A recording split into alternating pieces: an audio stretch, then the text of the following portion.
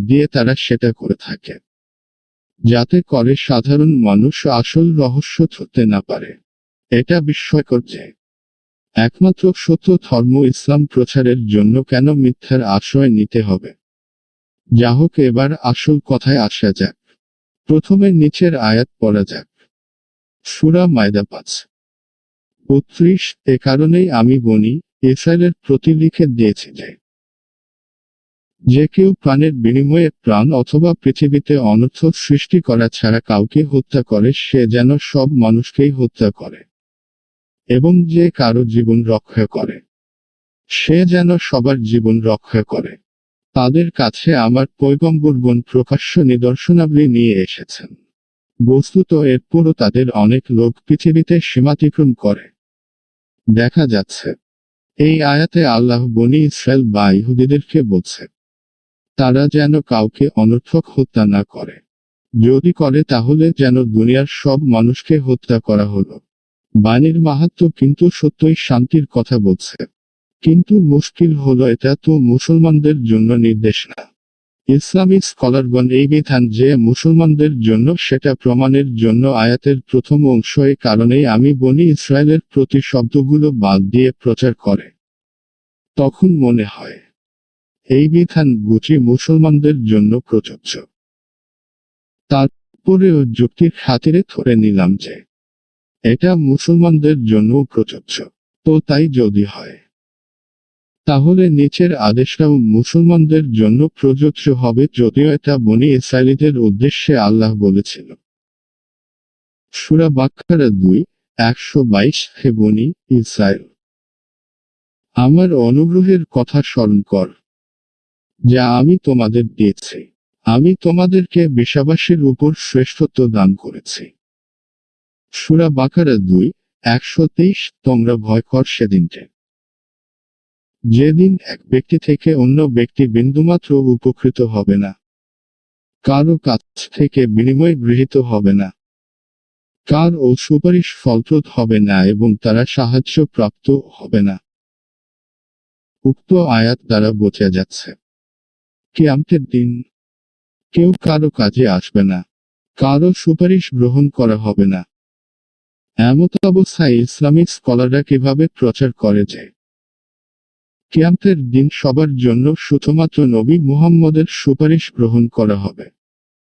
যদি ইসলামিক স্কলারগণ প্রচার করে যে এই আয়াতের বিধান শুধুই মাত্র বনী ইসরায়েলীদের জন্য, তাহলে আগের সূরা মায়দা 5:32 আয়াতের বিধানও শুধুমাত্র বনী ইসরায়েলীদের জন্য হবে, তাই নয় কি? আমরা জানি সহিহ হাদিসে আছে কিয়ামতের দিন মানুষ বিভিন্ন নবীদের কাছে সুপারিশ করার জন্য দৌড়াদৌড়ি করবে, আর সব নবী বলবে তোমরা মুহাম্মদের কাছে যাও। সুতরাং সূরা মায়দা 5:32 আয়াত যদি মুসলমানদের জন্য প্রযোজ্য হিসাবে প্রচার চালায়, তাহলে সূরা বাকারা 2:123 নং আয়াতের বিধানও মুসলমানদের জন্য প্রযোজ্য হবে। তার মানে কিয়ামতের মাঠে মুহাম্মদের কোন সুপারিশ কাজে লাগবে না।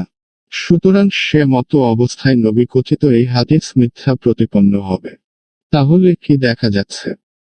দেখা যাচ্ছে ইসলামিক স্কলার বা আলেম বা হুজুর সবাই বস্তুত নবী মুহাম্মদকে মিথ্যাবাদী প্রমাণ করছে, কিন্তু সেটা তারা বুঝতে পারছে না। সেটা বোঝার মতো যৌক্তিক মন তাদের নেই, বোঝার চেষ্টাও তারা করে না। কেউ যদি এসব নিয়ে তাদের সাথে কথা বলতে যায়, তাদেরকে প্রশ্ন করে, তাহলে তারা তাদের মুখ বন্ধ করে দেয়, বলে এত প্রশ্ন না করে নামাজ রোজা করো। কিন্তু ইসলামকে ভালোমতো না জেনে নামাজ রোজা কেন করব?